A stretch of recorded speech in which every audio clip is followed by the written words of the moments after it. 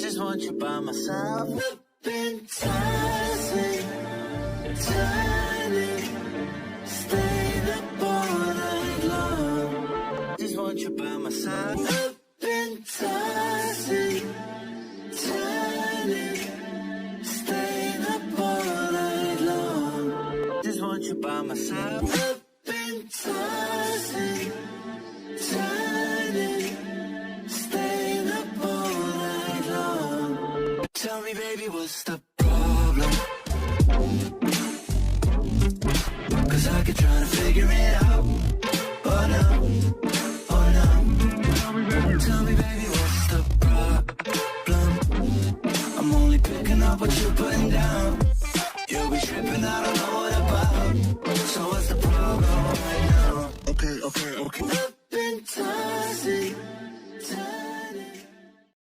Chapter 3000. While Jiraiya entertained himself with a few ladies of dubious professions, Harry meandered through the village, the Jounin's wallet tucked away safely in the obi of his borrowed kimono as he searched for the cheapest durable clothing he could find. He spent a long time observing the people around him, listening in on conversations, studying the clothing, mannerisms, what books seemed to be popular along with foods. Naruto had explained a little of the world but not all that much. The Gryffindor had been concerned that he would mess up when appealing to the innkeeper and his wife for some hand-me-downs because he quite frankly only had the vaguest understanding of what a Mist Nukenin was. A soldier from the land of water who had deserted the ninja army. The pervert gave him a fair bit more information to work with during their conversation over Dango earlier, explaining more about the world setting, laughing over Harry's story and giving him some embellishments and such that he could use to make it more believable. The old man praised him for quick thinking. Requesting hand-me-downs had never even crossed his mind. Harry, who was used to them and wanted to be as little of an imposition as possible to the two shinobi as possible, was being highly frugal with the money he had been given, hunting for the best bargains and being absolutely ruthless with the haggling in a way that would make Petunia proud. Had he been anyone but Harry. Clothing obtained, he stowed it away in the storage scroll Jiraiya showed him how to use, splitting the skin of his finger with one of those hoop-handled knives Naruto gave him before leaving for his training. Now, feeling a little peckish, he bought some dango and a portable container of miso ramen. He gathered that this was Naruto's favorite food from his comments at breakfast, before making his way over to where he saw the boy that morning. The now female Gryffindor blinked large blue eyes at the sight of the blonde boy sprawled out across the floor, panting and trembling with exhaustion. Naruto, he called, dropping the food and darting over, dropping down beside the kid who cracked open bleary blue eyes and grinned tiredly up at him. What happened? Are you all right? Asked the Gryffindor, hands fluttering worriedly over the shinobi's smaller frame. Nya ha, I'm all right now, Nikan, the blonde told him softly, his laughter tapering off into panting breaths as he smiled up at the blonde girl with the whisker marks on her cheeks as his own. Concern and anxiousness for him etched onto those familiar features. For a moment, just this moment, as hands the same shade as his gently lifted his trembling, exhausted self off the ground and into a lap that smelt of sweet sauce, tea, and the room fragrance at the hotel, that this person really was his real sister, that he had a family who cared, who worried for him. Harry huffed as he maneuvered the kid onto his back. He weighed a surprising amount for being such a midget. However, the Gryffindor pegged that as muscle more than actual fat. His body felt surprisingly firm as he shifted him. Geez, only you would work yourself to this state, muttered the 17-year-old as he got to his feet, shifting the kid on his back, wincing slightly when his long hair caught on something but ignoring it in favor of beginning the trek back to the hotel. But Nichan, I gotta complete my training, murmured Naruto wearily as he slowly wrapped his arching arms around the girl's neck so she could carry him better. Harry huffed. Grumbling, not training if it's destroying yourself, he retorted, giving the fallen bag of ramen and dango a look before shifting Naruto with one arm and using his toe to scoop up the handle of the bag into his hand. Hold this, it's dinner, he told the blonde as he pressed the carrier back into his hand, making sure he had hold of it before going back to supporting his weight properly and carrying on back to the hotel. Ramen, the blonde asked hopefully. Miso, your favorite, the Gryffindor confirmed with a small smirk when he cheered as enthusiastically as he could, which was surprisingly enthusiastic, just not very energetic. Figuring it would be a little rude to return to the inn and eat in their room, Harry stopped at a small little play park with some benches, setting the other blonde down and taking the bag, getting the ramen out for him before meandering to the small food cart a slight distance away to get some drinks. By the time he returned, half the ramen was already gone and he got the feeling the only reason there wasn't less was because Naruto was both too tired to inhale it and trying hard to mind his manners. The two of them ate in silence on the bench, Naruto seeming to perk up with the more ramen that hit his stomach. Given how hard he had obviously been training, Harry reluctantly parted with 2 of his dango sticks to feed the bottomless pit. The smile he got in return made those annoying squishy warm feelings in his chest multiply. Definitely a girl thing, he decided. What are you trying to do anyway? The Gryffindor asked when the smaller blonde had finished eating and was now sat warming his still sore fingers on the mug of tea Harry had brought over. Immediately Naruto launched into a very fast and enthusiastic explanation of the technique he was learning, the Raisnon. Apparently it was using your chakra, whatever that was, to create a sphere of condensed energy that was rapidly going in multiple directions. It was designed to blast things from what the shinobi was gushing about. However, he was having difficulties with it, unable to build up enough power to burst the rubber ball like he had done with the water balloon he had been working on the morning of Harry's arrival. What's chakra? The 17-year-old asked thoughtfully. He wondered if it was similar to magic in any kind of way. If it were, then chances of his returning to Hogwarts would shoot up through the roof. It's the energy that runs through our bodies, the blonde explained cheerfully, and then he was off, explaining about hand seals and jutsus and other applications of chakra, showing off a little by summoning a shadow clone and walking up a tree as if gravity were just a myth. This is one of the chakra control techniques that Kakashi-sensei taught us. There are others. I learned how to walk on water before we left on our mission to find the next Hokage, Naruto explained as he flipped from the tree trunk, landing and striking a pose for the 17-year-old's amusement. And the more you do these control techniques, the better you get at using jutsus, was it? Yup. Another squinted grin was bestowed on the teenager. Harry hummed, leaning forward and propping his chin up on his elbow. If you're having trouble with your technique, maybe you should do a few chakra control techniques before having another go at it. This Raisnon sounds really complicated with all the layers to it. Naruto blinked at him in confusion, opening his mouth to question him before realization practically beamed him between the eyes. Harry smiled a little when the boy began hopping in place, shouting in annoyance with himself how he should have listened to Iruka-sensei, and he just knew Sakura-chan and Sasuke Yara would have been able to do this jutsu easily. A moment later and he was alone, energetic genin rushing off back to his training clearing with a loud thank you to his Nichin. Harry doubted if he would see the blonde until the next morning. Stretching lazily and finishing his drink, he got to his feet and stretched lazily, deciding to head back to the hotel and steal Naruto's bed. It wasn't like the kid wouldn't crawl in with him when he came in. 000 The next morning it was only his new Wrath of Woman abilities and reflexes born of spending a year on the run from Death Eaters and dodging hexes from Hermione that prevented Jiraiya from getting a good molesty grope in when he woke up.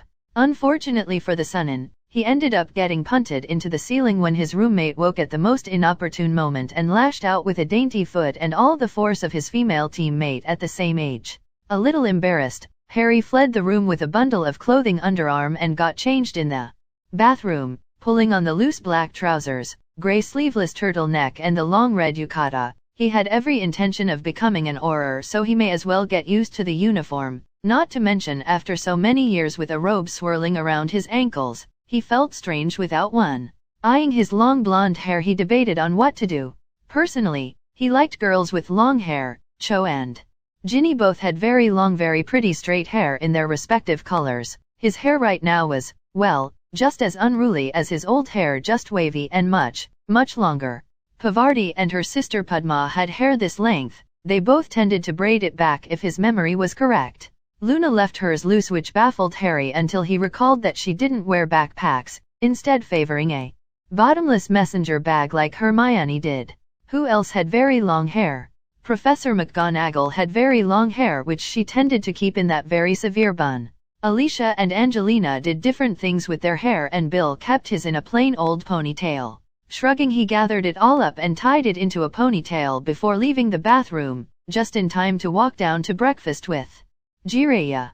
You mentioned talking to someone about getting me home yesterday, reminded the blonde as they sat down with their food trays, the white-haired male pausing just long enough to have a small tub of natto unceremoniously shoved onto his tray by the girl. He leaned back in his seat, setting his chopsticks down on their rest. I did, didn't I?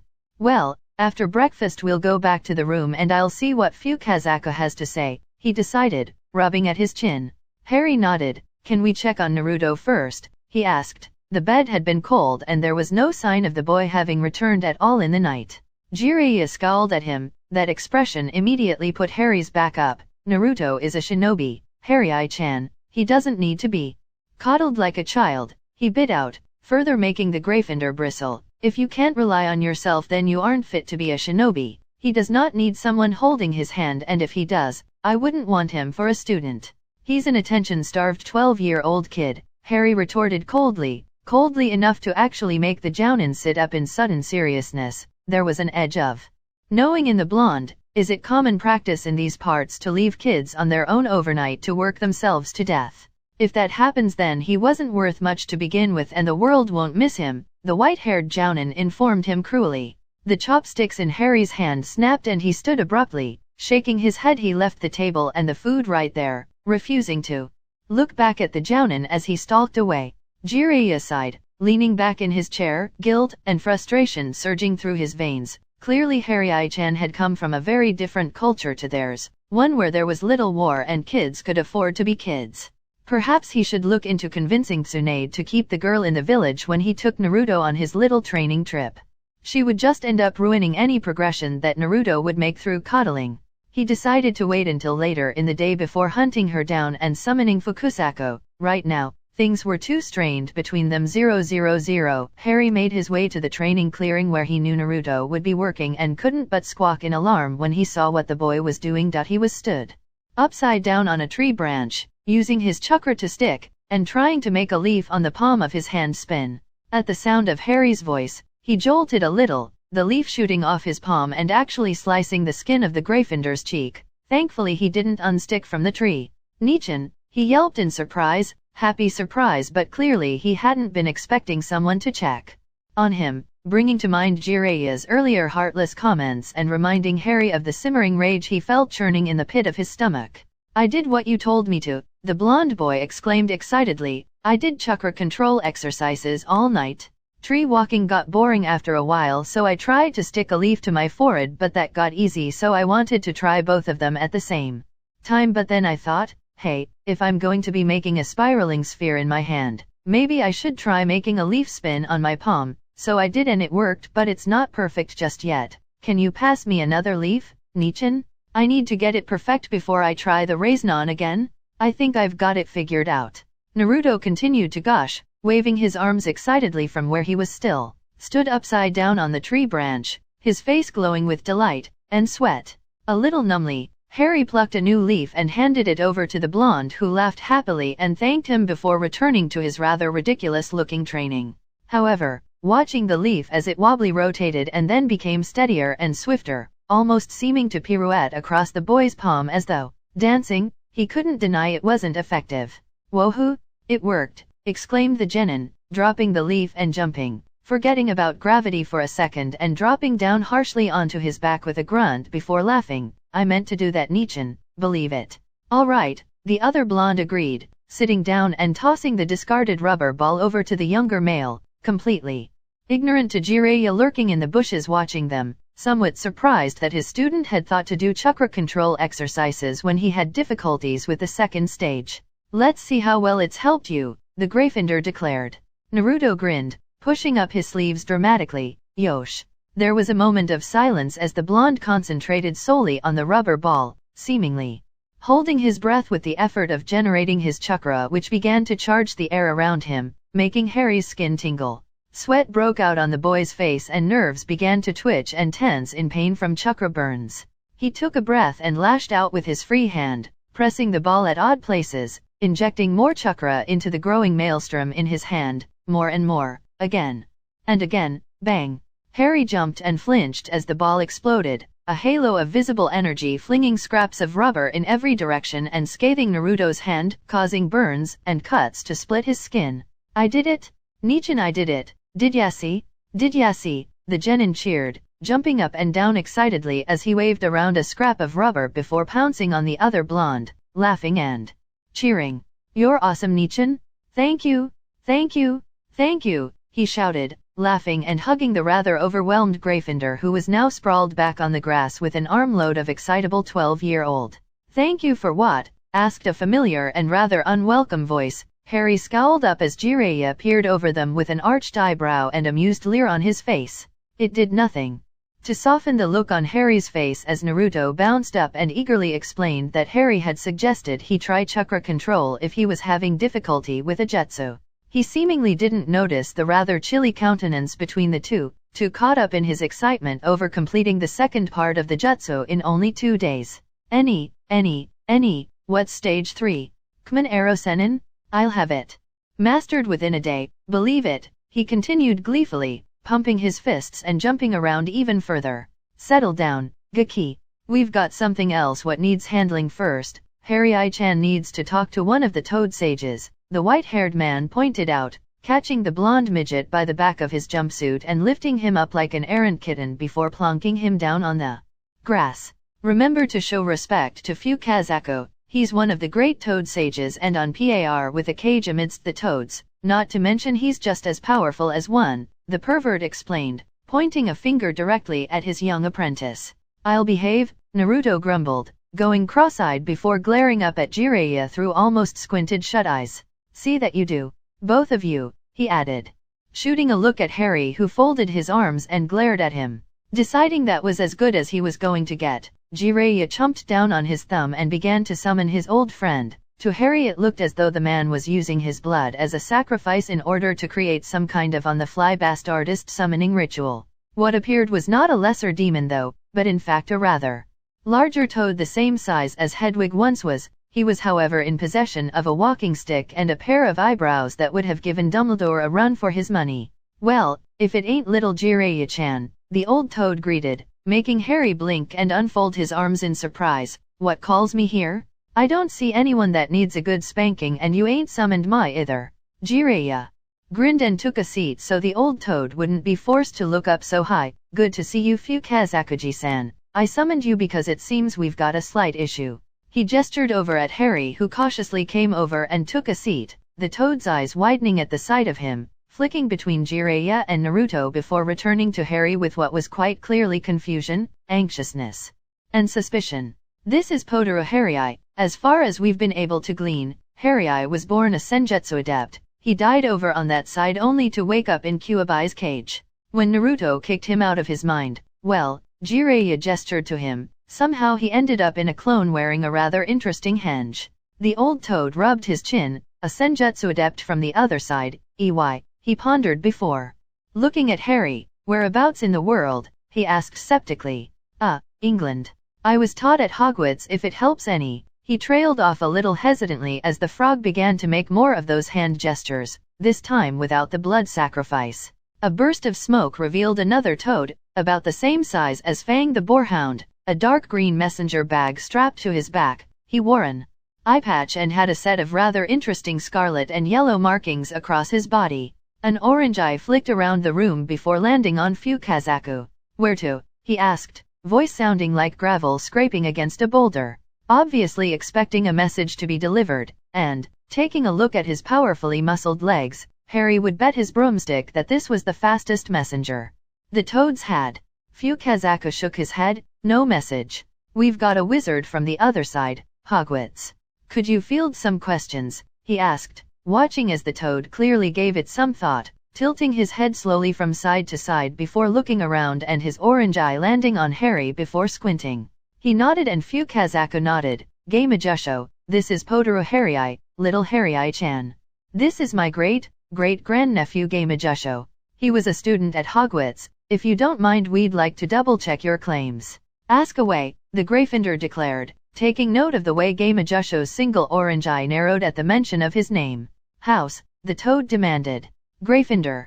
Year mates. Ronald Weasley, Neville Longbottom, Seamus Finnegan, Dean Thomas, Pavarti Patil. Lavender Brown, Hermione Granger. Gamajusho tensed further. Pets. Harry frowned at this one, Neville had a toad called Trevor. He kept trying to escape.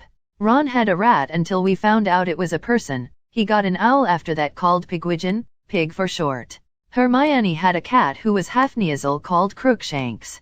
I'm not sure about the others, but I remember Lavender mentioning once that she had a rabbit back home. He listed thoughtfully. The red and yellow patterned toad considered him carefully for a while. And you? He continued, making Harry narrow his eyes on the toad for a moment. I had a snowy owl called Hedwig. She died at the beginning of the year. Are you Trevor? He finally asked, voice colored with disbelief as the toad practically flinched in regards to the question.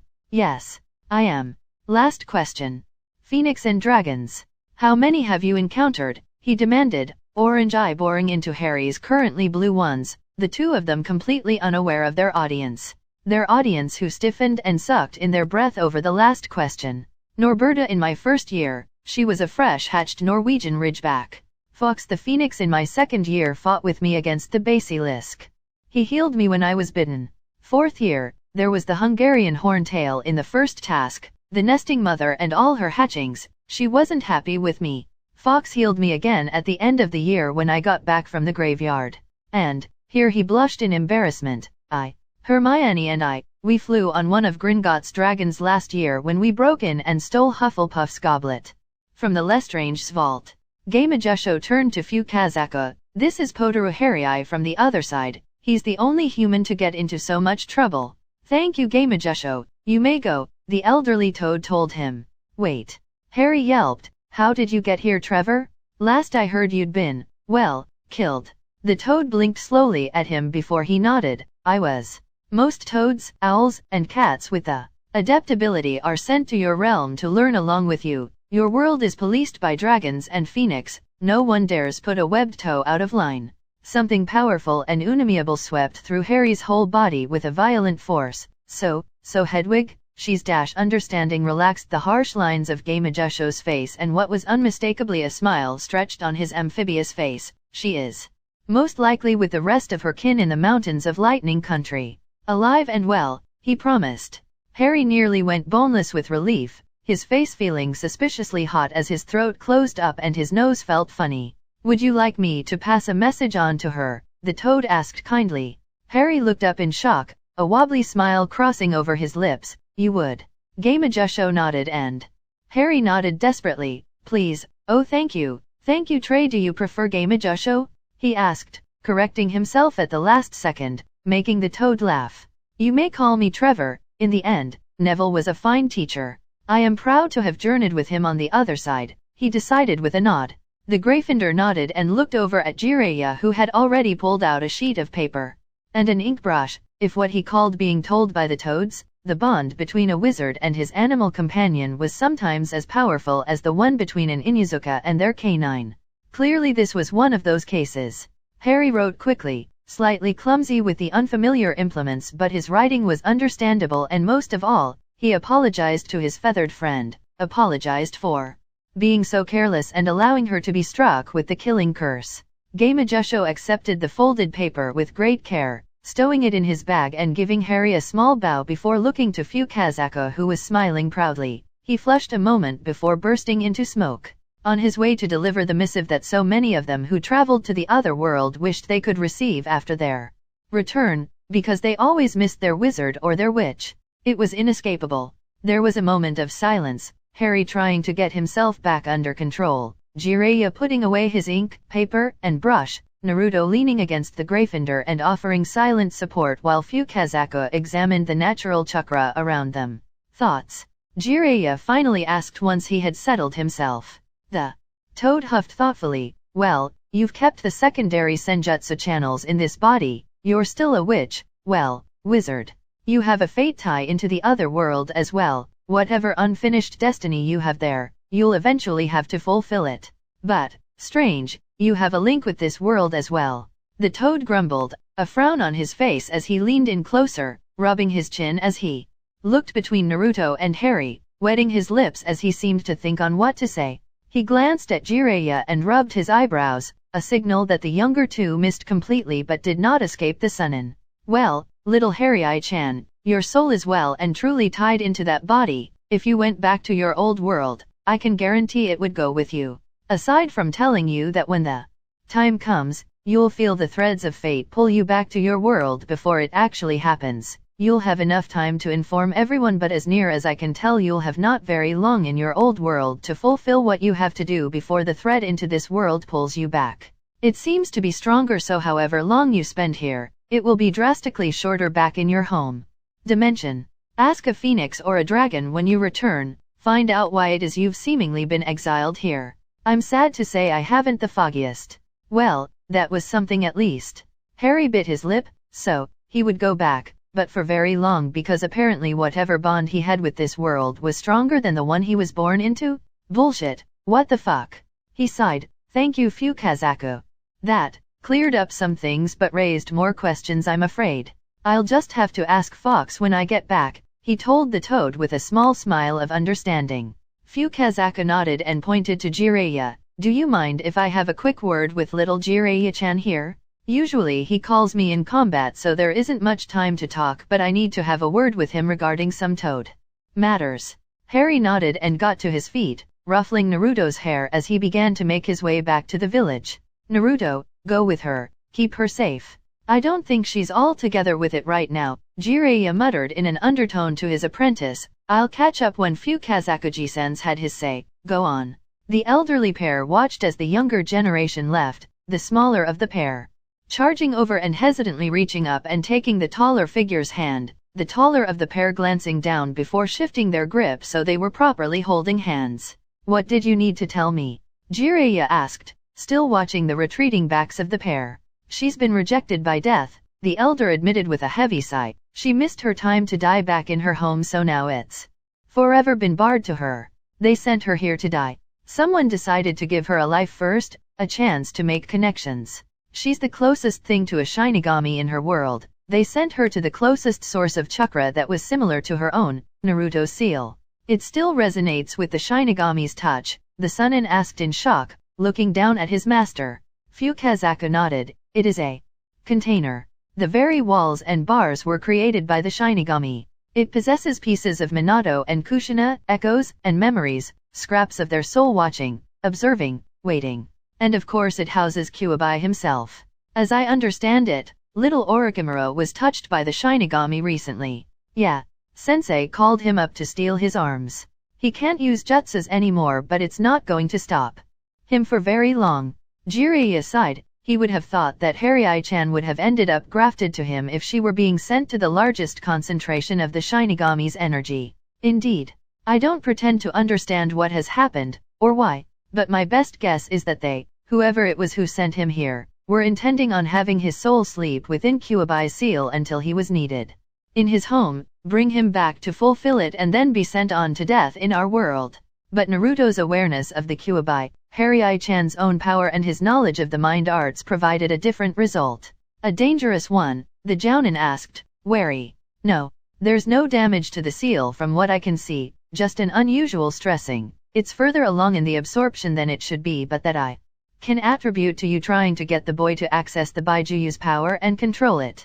This was said with a disapproving look that made the Sunin feel like a naughty child. He didn't like it. If anything, Harry-chan is a good thing. Kyuubi's chakra seems to come around her, and the seal is strengthened just by her presence. She radiates Sen chakra without even realizing. She must have been a very powerful witch. I'll question Gamejusho further. Perhaps get into contact with the female owl he intends on visiting. That would be appreciated, Jiraiya muttered, still trying to wrap his mind around a human incarnation of the Shinigami. Harry's situation was still completely unknown, but Fukazaku's theories at least provided them with a direction of exploration. Jiraiya would like to completely avoid anything to do with the Shinigami, but, damn it, shinobi paranoia was demanding that he had as much information on this situation as possible. Stay safe, little Jiraiya-chan. She means no harm. In fact, her chakras show her to be of very good intentions, but she is troubled, and I feel that she may be very important in the future, the Toad Sage warned. Jiraiya nodded, and a moment later, Fukazaku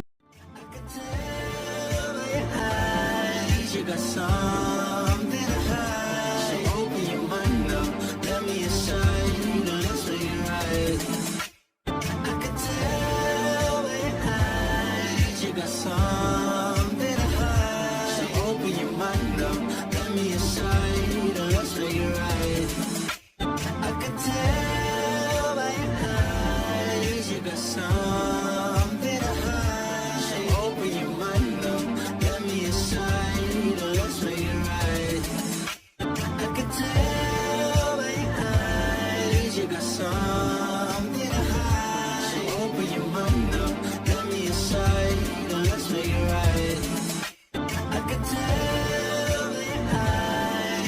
sun.